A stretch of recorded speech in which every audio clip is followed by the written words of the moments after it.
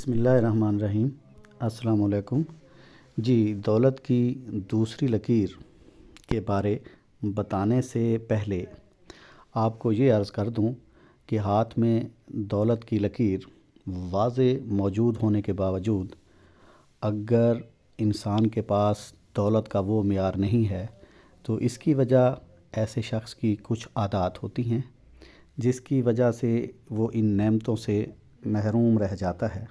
مثلاً ایسے لوگ کچھ بد مزاج ہوں یا ہر ایک کے ساتھ مزاحمت کرتے ہوں، اپنی ماضی کی کامیابیوں پر اتراتے ہوں۔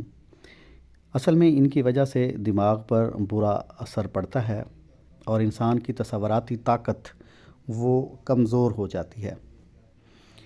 اگر وہ اپنی ایسی عادات پر قابو پا لیں تو ان کی دولت ان کا ساتھ دیتی ہے اور ان کے حالات جو ہیں وہ بہت بدل جاتے ہیں۔ دولت کی لکیر جو ہے اس کی طرف اب آتی ہیں۔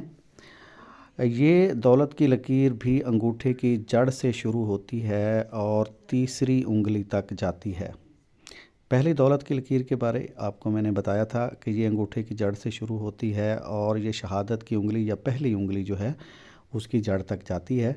اس لکیر کا یہ جو دوسری لکیر ہے، اس لکیر کا اس کی جڑ تک جانا ضروری نہیں، یعنی یہ شمس کی انگلی تک تو جائے لیکن جڑ تک جانا ضروری نہیں ہے۔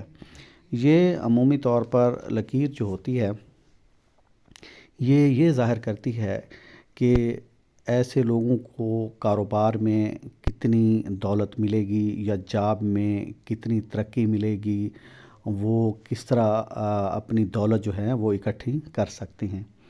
یہ دوسری لکیر جتنی زیادہ لمبی ہوگی، یعنی اگر یہاں ہے تو ظاہر ہے کم دولت کو ظاہر کرے گی، اس جگہ پہ ہے تو اور کم، اور اگر یہ یہاں تک پہنچ رہی ہے تو یہ زیادہ دولت کو جو ہے وہ ظاہر کرتی ہے۔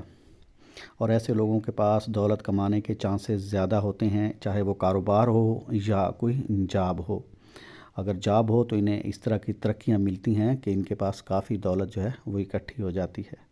امید ہے آپ کو یہ ویڈیو پسند آئی ہوگی۔ اگر یہ ویڈیو پسند آئی ہو تو اسے ضرور شیئر کریں، لائک کریں، چینل کو سبسکرائب کریں۔ ملیں گے نیکسٹ ویڈیو میں، تب تک کے لیے اجازت، اللہ حافظ۔